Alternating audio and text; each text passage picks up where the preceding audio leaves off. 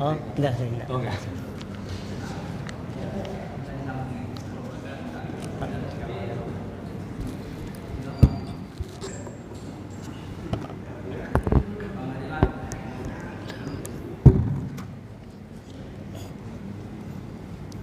Assalamualaikum warahmatullahi wabarakatuh. Innal hamdalillah nahmaduhu wa nasta'inuhu wa nastaghfiruh wa na'udzu billahi min shururi anfusina wa sayyiati a'malina man yahdihillahu fala mudilla lahu wa man yudlilhu fala hadiya lahu ashhadu an la ilaha illallah wahdahu la syarika lahu wa ashhadu anna Muhammadan 'abduhu wa rasuluh. اللهم صل على نبينا محمد وعلى آل نبينا محمد كما صليت على نبينا إبراهيم إنك حميد مجيد اللهم بارك على نبينا محمد اللهم بارك على نبينا محمد وعلى آل نبينا محمد كما باركت على نبينا إبراهيم إنك حميد مجيد قال الله تعالى في كتابه الكريم يا أيها الذين آمنوا اتقوا الله حق تقاته ولا تموتن إلا وأنتم مسلمون وقال أيضا يا أيها الناس اتقوا ربكم الذي خلقكم من نفس واحدة وخلق منها زوجها وبث منهما رجالا كثيرا ونساء واتقوا الله الذي تساءلون به والأرحام إن الله كان عليكم رقيبا وقال أيضا يا أيها الذين آمنوا اتقوا الله وقولوا قولا سديدا يصلح لكم أعمالكم ويغفر لكم ذنوبكم ومن يطع الله ورسوله فقد فاز فوزا عظيما أما بعد. Bapak-bapak dan ibu-ibu yang mudah-mudahan selalu berada dalam lindungan Allah Subhanahu wa taala. Pertama-tama kita panjatkan puji dan syukur kepada Allah Subhanahu wa taala atas segala nikmat yang diberikan kepada kita yang begitu banyak. Wa in ta'uddu ni'matallah la tuhsuha, sekiranya kalian menghitung nikmat Allah, la tuhsuha, kalian tidak akan bisa menghitungnya. Dan nikmat Allah Subhanahu wa taala di antaranya yang kita rasakan pada malam ini adalah bisa berkumpul, dimudahkan oleh Allah Subhanahu wa taala berkumpul di masjid yang mubarak ini, yang diberkahi oleh Allah Subhanahu wa taala ini, untuk mendengarkan satu hadis ataupun dua hadis dalam rangka thalabul ilm. Dan tentunya kenikmatan ini harus disyukuri agar Allah Subhanahu wa taala menambah kenikmatan kita. Wala in syakartum la azidannakum wala in kafartum inna adzabi lasyadid. Dan sekiranya kalian bersyukur, niscaya akan aku tambahkan nikmat kepada kalian, dan sekiranya kalian kufur, sungguh azabku itu sangat pedih. Oleh karena itu, sahabat yang mulia Ali bin Abi Thalib radhiyallahu taala anhu mengatakan, an-ni'matu mausulatun bisyukri. Nikmat itu harus disambung dengan syukur. Dan syukur itu mendatangkan mazid. Syukur itu mendatangkan tambahan. Wala yanqati'ul mazidu minallah hatta yanqati'a syukru minal abdi. Dan tambahan dari Allah Subhanahu wa taala tidak akan terputus. Bapak semua akan diberikan tambahan terus menerus, bertambah kenikmatannya. Tidak akan terputus hatta yanqati'al mazidu minal abdi, sampai hatta yanqati'a syukru minal abdi, sampai syukur dari seorang hamba itu terputus. Jadi Allah senantiasa akan terus menambahkan kenikmatan, tambah lagi, setiap hari bertambah kenikmatan. Dan dia akan terputus tambahan tersebut ketika kita memutuskan rasa syukur kepada Allah Subhanahu wa taala. Di antara rasa syukur kepada Allah Subhanahu wa taala atas nikmat yang mulia ini, thalabul ilmi ini, dimudahkan kita berkumpul di masjid, adalah dengan mendengarkan dengan seksama, memperhatikan dan juga mencatat apa yang dianggap penting. Dan juga Nabi SAW mengatakan, la yashkurillah man la yashkurin nas. Tidaklah seseorang dianggap bersyukur kepada Allah sehingga dia bersyukur juga kepada manusia sebagai wasilah datangnya nikmat tersebut. Maka saya bersyukur, berterima kasih kepada Bapak DKM yang mulia, Bapak Dafri hafizahullah taala, dan juga bapak-bapak tim pengurus yang masjid ini, dan juga jamaah secara umum semuanya, baik dari jamaah sekitar Harapan Baru ataupun jamaah muslimin lainnya. Terima kasih atas kesempatan yang diberikan kepada saya untuk menyampaikan satu buah atau dua buah hadis. Dan kemudian insyaallah yang akan kita bahas pada pertemuan kali ini yaitu kitab Bulughul Maram, ya, karya Ibnu Hajar Al-Asqalani. Jadi bagi yang belum punya boleh dicari matannya, yaitu kitab Bulughul Maram tersebut, ya, ataupun kalau punya terjemahan syarahnya pun itu maka lebih baik, ya. Ini kitab Bulughul Maram ini adalah kitab karya Ahmad bin Ali bin Muhammad bin Ali bin Ahmad bin Mahmud bin Ahmad ibn Asqalani. Jadi yang kita akan bahas ini, ya, ulama yang sering dipanggil dengan siapa? Ibnu Hajar Asqalani, ya. Kalau Ibnu Hajar ini mungkin secara bahasa, ya, kenapa dipanggil dengan Ibnu Hajar anak batu, ya? Ini lebih tepat, ya, oleh para ulama bukan karena beliau melihat batu yang kena air kemudian batu tersebut menjadi berlubang, bukan, ya. Tapi kenapa disebut Ibnu Hajar? Karena dinisbahkan kepada kakeknya, ya, yang ketujuh kalau nggak salah, ya, yang ketujuh. Kenapa kakeknya disebut Hajar, ya, disebut julukan Hajar? Karena kakeknya itu, ya, hadirin semuanya, tidak banyak berbicara, selalu memperbanyak diam, ya, memperbanyak diam, dan akhirnya diserupakan dengan batu karena memperbanyak diam, ya. Dan Ibnu Hajar ini, Bapak Ibu semuanya, mengatakan tentang kitab ini, hadza mukhtasarun yashtamilu ala usulil adillah al-hadithiyah lil ahkam.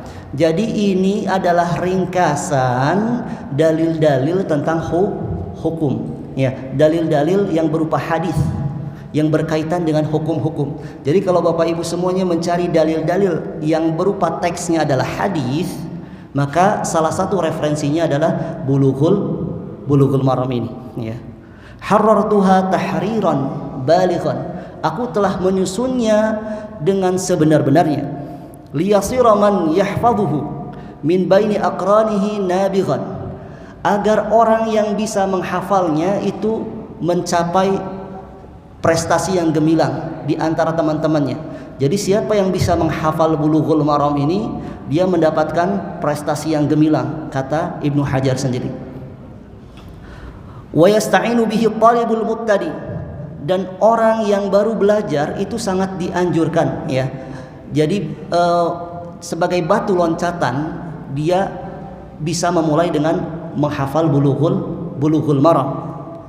Wala yastaghni anhu raqibul muntahi, akan tetapi orang yang sudah pernah belajar hukum fikih sudah tinggi itu juga masih tetap butuh kepada kitab ini, kata Ibnu Hajar, kepada Bulughul Maram. Dan kitab Bulughul Maram ini, Bapak Ibu semuanya, itu terkumpul sekitar 1.500 sekian hadis, ya. Begitu banyak, ya, 1.500 sekian hadis. Ini menulis, ya, bukan sekedar dihafal, menulis, dikumpulkan sekitar 1.596 hadis, ya. Dan Ibnu Hajar Al-Asqalani ini beliau menyusunnya sebagaimana gaya para ulama fikih, ya. Para ulama fikih itu menyusun fikih dimulai dari kitab apa, Bapak Ibu semuanya? Toharoh, ya, toharoh bersuci, kemudian salat, ya, di dalam salat tersebut ada salat janaiz, kemudian zakat, puasa, dan selainnya. Begitu pula Bulughul Maram ini, Bapak Ibu semuanya, ya, dimulai dari kitab toharoh, kemudian salat, kemudian ada janaiz, kemudian zakat, kemudian siyam, haji, dan bai' dan seterusnya. Nah, ini berarti kita ya insya Allah akan langsung masuk ke kitab bai' atau buyu' ya, tentang jual beli. Karena jual beli ini bukan kitab yang pertama. Kitab yang pertama itu apa? Taharah ya. Kita akan masuk ke kitab jilid 6 ya, kitab jilid 6 yaitu yang berhubungan dengan jual beli ya. Dan Ibnu Hajar ini ya, Bapak Ibu semuanya mungkin pernah dengar muridnya yang terkenal yaitu Syekhul Islam Zakaria Ansari ya, dan juga Imam As-Sakhawi, ulama yang luar biasa yang dilahirkan dari madrasah beliau, dan juga syekhnya Ibnu Hajar Al-Asqalani yaitu Ibnul Mulaqqin dan juga Al-Iraqi. Dan kitab yang terkenal selain Bulughul Maram ya, juga ada kitab dalam cabang ilmu hadis Nukhbatul Fikar dan juga Nuzhatun Nadhar, dan juga mungkin kitab yang sering Bapak Ibu dengar ya, sudah tidak asing lagi syarahnya hadis Sahih Bukhari apa? Ada yang tahu? Fathul Bari ya, mungkin biasa di masjid-masjid ada juga terjemahannya ya, ada juga kitab aslinya biasa disediakan ya. Dan ini bisa mencapai 15 jilid seingat saya ya, setahu saya 15 jilid ya, begitu panjang dan besar, syarah yang luar biasa lengkapnya ya. Ini menunjukkan keilmuan beliau begitu tinggi ya. Kita akan langsung saja masuk ke Kitabul Buyu'. Namun sebelum masuk ke dalam Kitabul Buyu', Bapak Ibu semuanya, ya, kitab tentang jual beli, ada sedikit yang saya harus sampaikan mungkin ya sebagai muqaddimah dalam fikih muamalah ini. Yang pertama, ya, kita akan mempelajari muamalah. Apa itu muamalah sendiri ya? Muamalah sendiri ya. Jadi sebagian ulama mengatakan bahwasanya al-muamalah khamsah, muamalah itu ada 5 ya. Muamalah itu ada 5. Al-muawadat al-maliyah, yang pertama adalah jual beli, tukar menukar harta ya, jual beli. Ini yang pertama. Yang kedua al-munakahat, yaitu pernikahan. Ini disebut juga muamalah ya. Jadi muamalah itu bukan hanya jual beli tapi juga masuk pernikahan. Kemudian juga wal mukhasamat, dan juga sengketa ya. Kemudian juga wal amanat, dan juga amanah ya. Yang ketiga at-tarikat, yaitu harta waris. Nah, ini masuk dalam muamalah. Akan tetapi berkembangnya zaman ya, berkembangnya ilmu, kemudian muamalah pun disempitkan, maka muamalah ini adalah berhubungan dengan hukum-hukum syariat yang berhubungan dengan harta. Berhubungan dengan apa? Dengan harta saja ya, jual beli. Dan untuk jual beli ini ya, fikih muamalah ini memiliki beberapa karakteristik ya. Yang pertama adalah al-Islam lam yunshi al-muamalat, lam yunshi al-muamalati fil mujtama'. Islam itu tidak mengadakan akad baru pada muamalah ya. Jadi Islam itu apa? An-naqid al-musrih ya. Islam itu datang Islam, muamalah itu sudah ada. Jadi bukan mengadakan akad yang baru jual beli, misalkan jual beli itu sudah ada ya. Jadi Islam datang, orang Arab itu sudah melakukan jual beli. Islam datang, orang Arab itu sudah melakukan sewa menyewa ya, udah melakukan gadai ya, udah melakukan kerjasama dalam pertanian, muzaraah, udah melakukan kerjasama dalam pengairan, musaqat, dan juga selainnya. Jadi tidak mengadakan suatu akad yang baru. Kalau begitu gimana Islam datang? Islam datang itu cuman an-naqid, jadi mengkritik kalau keliru dibetulkan ya, al-muslih ya, yang memperbaiki ketika salah. Salah satu bukti yang bisa kita lihat adalah salah seorang sahabat yang mulia, As-Sa'ib ibn Abi Sa'ib ya, Al-Makhzumi. Jadi Sa'ib bin Abi Sa'ib Al-Makhzumi mengatakan kepada Rasulullah sallallahu alaihi wasallam, Yaumal Fathi, pada hari pembukaan Makkah ya. Jadi ketika Fathu Makkah, beliau mengatakan kepada baginda Nabi SAW, kunta syariki fil jahiliyah, ya. Kunta syariki fani masyarik. Engkau adalah rekan saya. Engkau adalah rekan mitra saya pada zaman jahiliyah. Di lafal lain, engkau adalah rekan saya, fani masyariku, dan engkau adalah rekan yang paling baik. Ya.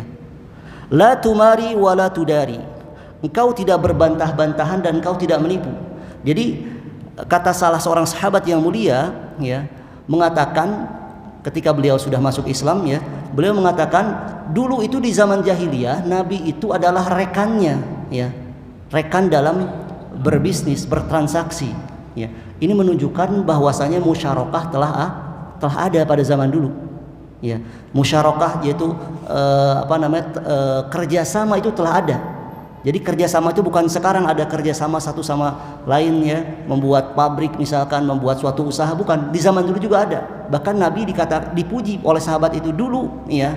Pada zaman jahiliyah Nabi itu adalah rekan yang paling baik, tidak pernah berdebat, ya, mendebat, dan juga tidak pernah berbuat kecurangan. Ya. Dan bahkan Nabi SAW, ya, itu ketika masuk Madinah, beliau menemukan bahwasanya orang-orang ini, ya, orang-orang Madinah ini, sahabat yang ada di Madinah ini, mereka kebanyakannya adalah petani, ya, petani kurma.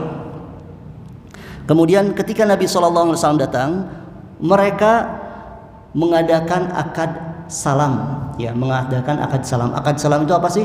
Akad salam itu yaitu uangnya terlebih dahulu, barangnya di akhir. Nah, itu boleh, ya. Uangnya dulu, sekarang saya beli sesuatu, uangnya dulu sekarang, ya, barangnya di akhir, tapi disifati. Saya pengen barang yang seperti ini, misalkan saya pengen beli tas yang seperti ini warna hitam misalkan, ya, ke suatu toko, ya, ataupun selainnya. Itu namanya salam, ya. Nah, pada zaman dahulu para sahabat mengadakan akad salam, ya, mengadakan akad salam ketika Nabi SAW hijrah ke mana? Ke Madinah. Karena orang Madinah ini kebanyakannya apa, Bapak Ibu semuanya? Petani, ya. Kalau Mekah apa? Pedagang. Makanya di Mekah itu tadi apa? Musyarakah, kerjasama, ya. Kerjasama dalam membuat sesuatu. Kalau di Madinah, ya, ada musaqah, ya, ada juga muzara'ah, yaitu di Madinah, karena kebanyakannya adalah para petani. Nah, jadi ketika Nabi datang, mereka sedang mengadakan akad salam. Kemudian kata Nabi, ya, atau kata Ibnu Abbas, qadiman Nabiyyu sallallahu alaihi wasallam wa hum yuslifuna bit-tamri as-sanatain was-salas, ya. Nabi sallallahu alaihi wasallam datang ke Madinah, ya, dalam keadaan orang-orang Madinah ini mengadakan akad salam, ya, untuk kurma dengan 2 tahun ataupun 3 tahun. Jadi mengadakan akad salam, ya, untuk kurma. Jadi uangnya dulu, kurmanya nanti. Berapa lama? 2 tahun atau berapa? 3 tahun lagi, ya. Di sini ada nggak Bapak Ibu semuanya yang jual beli, ya, uangnya sekarang, kapan barangnya? 2 tahun lagi, ya. Nggak ada ya kira-kira, ya? Nggak ada, ya. Bubar tokonya seperti itu, ya. Ya. Ya, gimana Pak? Ya, tukang. Oh, rumah, ya, bisa rumah mungkin, ya. 2 tahun, ya. Maka kata Nabi SAW, Nabi mengatakan, man aslafa fi syai'in fa fi kailin ma'lumin wa waznin ma'lumin ila ajalin ma'lum. Siapa yang mengadakan akad salam, transaksi yang uangnya dulu, barangnya nanti, fafi kailin ma'lumin wa waznin ma'lum, maka harus dengan timbangan dan takaran yang diketahui.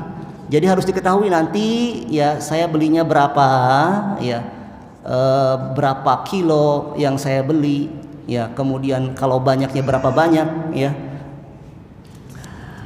Ila ajalin ma'lum, sampai waktu yang ditentukan. Jadi nggak boleh ketika transaksi uangnya dulu, barangnya nanti, pokoknya, ya, pokoknya saya beli kurma berapa banyak, ya, pokoknya 1 pohon, ya. Berapa banyak kan, karena pohon berbeda-beda, ya. berbeda-beda. Pokoknya ya kurma misalkan berapa lama? Ya pokoknya besok-besok, nggak bisa. Ya harus maklum, waktunya harus diketahui. Ya, dan juga sebagian ulama mengomentari hadis ini maksudnya adalah sifat-sifatnya. Kalau barang selain kurma ya, sifatnya misalkan saya butuh motor, atau bapak-bapak misalkan beli mobil ke dealer, uangnya dulu ya, kemudian dikasih tahu mobil merek apa, kemudian jenisnya apa, warnanya apa, cc-nya berapa. Nah, kapan diserahkannya harus dikasih tahu. Nah, itu namanya bai salam. Nah, di sini yang jadi garis bawah kita ya, yang kita garis bawahi, yaitu Nabi SAW tidak mengadakan akad baru, tapi apa? Membenahi ya, mengomentari ketika ini kurang pas atau khawatir nanti keliru, maka dikomentari. Ya, bisa dipahami di sini Bapak Ibu semuanya, berarti muamalat ini memang sudah ada pada zaman baginda Nabi SAW. Dan juga kita ketahui ya, bahwasanya Nabi SAW itu berniaga dengan harta calon istrinya ketika itu. Ya, siapa? Bunda Khadijah ya radhiyallahu taala anha. Dan beberapa hadis lain yang berkaitan ini yang membuktikan bahwasanya muamalat itu memang sudah ada, ya, sudah ada. Nah, langsung saja untuk mempersingkat waktu kita masuk ke hadis yang pertama, ya. Atau mohon maaf saya tambahkan sedikit lagi ya sebagai muqaddimah. Untuk muamalat ini dia memiliki kaidah ya, kaidah yang berbeda dengan ibadah, yaitu apa? Al aslu fil muamalati al ibahah ya. Asal dari jual beli muamalat ya, transaksi adalah boleh, illa an yadullad dalilu ala tahrimiha, kecuali ada dalil yang memberikan petunjuk bahwasanya itu haram. Ya, jadi kalau misalkan kita sudah belajar dan nggak ditemui dalil larangannya, maka berarti itu apa Bapak Ibu semuanya? Boleh, mubah. Berbeda dengan ibadah. Al aslu fil ibadat at-tahrim. Ya, asal dari ibadah ini nggak boleh, haram. Ya, tiba-tiba mau saum jenis ini besok, ya misalkan ya, ini bukan Syawal misalkan ya. Loh, kenapa saum apa nih? Misalkan hari Sabtu atau hari Jumat ya, misalkan tiba-tiba sendiri. Ya misalkan ini karena itu ya. Kalau nggak ada dalil yang yang sahih, maka itu apa? Maka nggak boleh. Jadi al aslu fil ibadat at-tahrim, asal pada ibadah itu haram kecuali ada dalil yang memberikan petunjuk bahwasanya itu adalah ibadah. Ya. Bisa dipahami Bapak Ibu semuanya? Ya. Kemudian muamalah ini ya, dalil-dalil muamalah ini semuanya memiliki alasan yang rasional. Muamalah ini dalil-dalilnya rasional. Maksudnya apa? Bisa diketahui alasannya sebenarnya apa sih? Alasannya itu ya semuanya bersumber kepada keadilan. Ya, keadilan, tidak ada kezaliman. Ya, kenapa dilarang riba? Karena dalam riba itu ada ketidakadilan. Yang kaya semakin kaya, yang miskin semakin miskin. Ya. Kenapa jual beli yang tidak jelas? Sesuatu di dalam karung, kita nggak tahu dalam karung itu apa. Ya, kalau sekarang itu ada di online namanya mystery box, Bapak Ibu semuanya ya. Tapi saya nggak tahu Bapak Ibu tahu nggak ya? Ini biasanya anak muda ya, kalau lihat-lihat ini di online ada namanya mystery box. Ya, mystery box itu apa? Ternyata cuma dikasih box kos, kita nggak tahu dalam itu apa. Ya, bisa HP, bisa apa. Ya, kalau di ininya di fotonya ya jual beli HP ya di dalam box murah sekali ya, bisa 30.000 atau 50.000. Tapi dalam kurung jika Anda beruntung ya. Maksudnya kalau ada HP-nya, ternyata pas dikirim itu ya bisa ternyata mainan, ternyata apa. Nah, itu sesuatu yang nggak jelas, namanya jual beli ghoror ya, nggak jelas. Nah, kalau ghoror ini kenapa dilarang ya, nggak jelas ini ya, karena ada ketidakadilan, nanti ada yang dirugikan ya. Kita nggak tahu ini dalamnya apa, ya bisa untung ya bisa buntung, nggak tahu. Nah, ini jual beli ghoror. Nah, kemudian jadi yang kedua ya, semuanya dalil-dalil yang ada di dalam muamalat ini ma'qulatul makna, bisa diketahui secara akal ya, masuk rasional sekali alasannya. Ya, kemudian berikutnya salah satu ciri khas muamalat ini, ujung dari dalil muamalat itu muaranya adalah maslahat umat. Jadi kenapa dilarang ini, kenapa harus begini, kenapa harus begitu? Karena ujung-ujungnya untuk mendapatkan maslahat bagi setiap individu ataupun umat. Ya, jadi dalil muara dari setiap transaksi adalah untuk maslahat umat. Ya, kenapa ada khiyar? Kenapa ada khiyar? Khiyar itu jadi pilihan, ya, pilihan. Khiyar aib atau khiyar majlis, ya. Jadi ketika jual beli, selama Bapak Ibu masih di sana, ya, masih di pasar, masih di tempat jual beli, boleh dibalikin lagi barangnya. Ya, ada khiyar. Kenapa ada khiyar? Ya, karena untuk maslahat. Ya, barangkali ternyata ketika sudah beli, ya, dia merasa kebutuhannya bukan ini tapi kebutuhannya yang lain. Selama masih ada di majlis, boleh dibalikin lagi. Ya. Kalau lewat online selama belum menutup, kalau lewat telepon selama belum menutup telepon, kalau lewat online selama belum menutup tokonya. Jadi boleh dikembalikan. Ya. Ada khiyar aib. Kenapa ada khiyar aib? Ketika kita nyampe rumah ternyata ada aib, ini boleh dikembalikan. Ya. Kalau memang aibnya itu memang benar-benar, ya, jadi bukan aib cuman dikit sekali, ya, yang nggak dianggap, bukan, tapi memang ini aib sekali, ya, ini ternyata sobek, ya, ini ternyata rusak, dibalikin lagi boleh, ya, walaupun tokonya menolak nggak bisa, ini dibalikin lagi boleh. Ini khiyar aib. Ya, kenapa? Karena ada maslahat untuk keduanya. Ya, mudah-mudahan bisa dipahami. Baik, kita masuk, ya, ini udah lumayan, ya, muqaddimah sebelum kita masuk ke dalam kitab bai atau buyu ini, ya.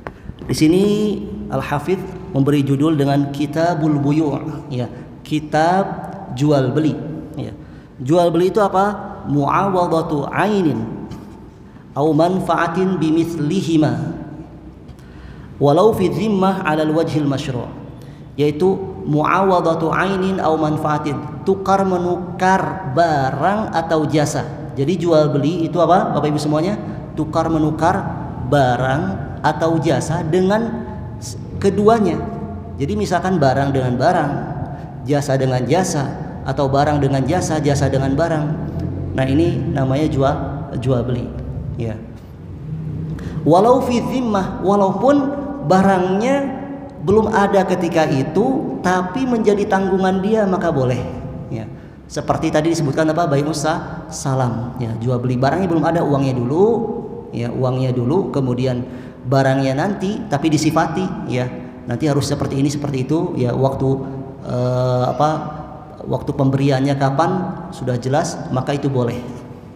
Ala wajhil masyru', yang sesuai dengan syariat. Jadi kalau yang enggak sesuai dengan syariat seperti riba, itu maka enggak boleh.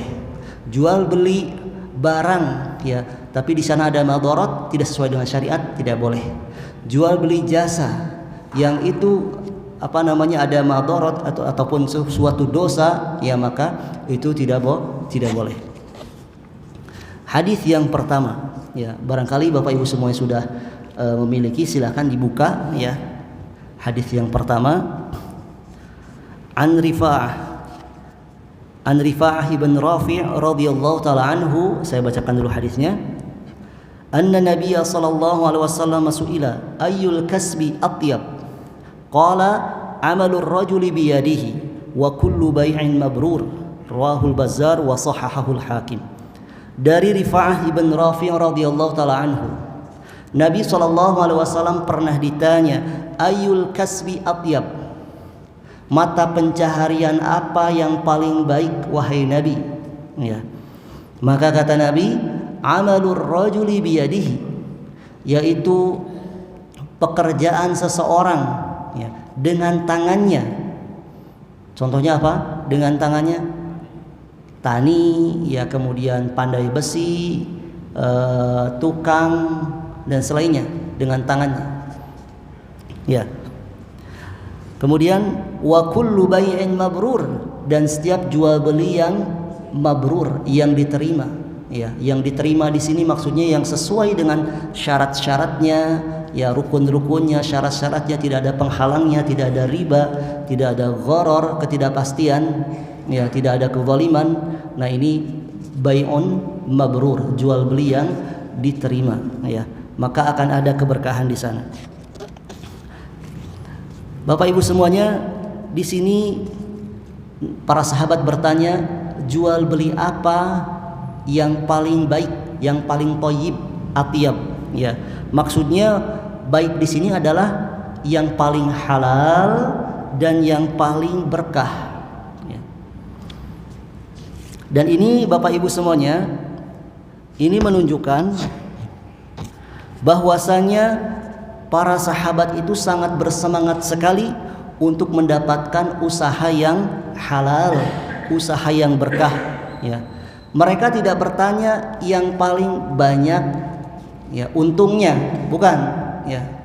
Enggak begitu, ya. Teksnya begitu bukan? Bukan, ya. Bukan bertanya, wahai Nabi, jualan apa yang paling banyak untungnya? Bukan, ya. Tapi yang paling halal, yang paling berkah, ya, yang paling berkah.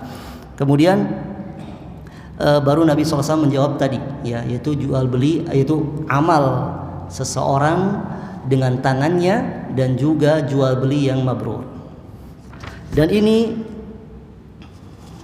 hadis ini menunjukkan bahwasanya usaha, ya, usaha baik dagang ataupun bertani ataupun yang lainnya, ini merupakan anjuran, ya. Jadi anjuran dari Nabi dan juga dari Allah Subhanahu wa taala, ya, yang tidak harus seseorang itu dengan mengatakan tawakal maka berdiam diri. Nah, ini nggak boleh, ya. Jadi nggak boleh seseorang mengatasnamakan tawakal, berdiam diri, ya, tidak berusaha, tidak berdagang ataupun tidak bekerja dengan pekerjaan yang halal lainnya. Umar radhiyallahu taala anha pernah marah kepada seseorang, ya, yang berdiam diri di masjid, ya, mengatasnamakan tawakal, tidak berusaha. Innas samaa la tumtiru dhahaban wala fiddatan. Sesungguhnya langit tidak akan menghujani emas ataupun perak, ya. Jadi dengan kita berdiam diri di masjid misalkan, ya, tidak berusaha, kemudian tiba-tiba, ya, akan datang seseorang yang memberikan sesuatu, nah maka ini dilarang, ya, berharap seperti itu. Dan bahkan usaha ini Bapak Ibu semuanya, ya, berwirausaha ataupun berkarya ini merupakan pekerjaan atau perbuatan para nabi, ya, para nabi terdahulu. Dan Allah Subhanahu wa taala mengatakan fabihudahu muqtadih, ya. Maka dengan petunjuk mereka carilah hidayah oleh kalian. Jadi ikutilah mereka, para mursalin, ya, para nabi. Di mana kita ketahui bahwasanya Nabi Zakaria adalah najjaron, ya. Nabi Zakaria adalah ahli kayu, ya, tukang kayu. Dan Nabi Daud la ya'kulu illa min amali yadihi. Nabi Daud alaihi salam itu tidak makan kecuali hasil tangannya. Jadi bukan meminta-minta. Dan Nabi SAW, Nabi kita itu menggembalakan domba dan juga melakukan transaksi atau jual beli dengan barang dagangan dari Bunda Khadijah radhiyallahu taala anha. Kemudian Bapak Ibu semuanya, para ulama tes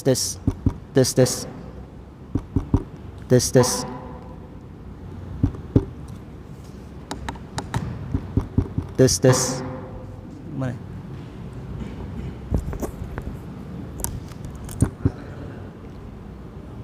Tes udah.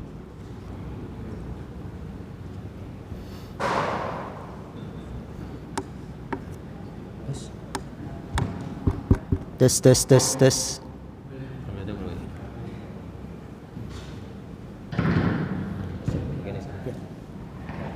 Tes ya. Terima kasih.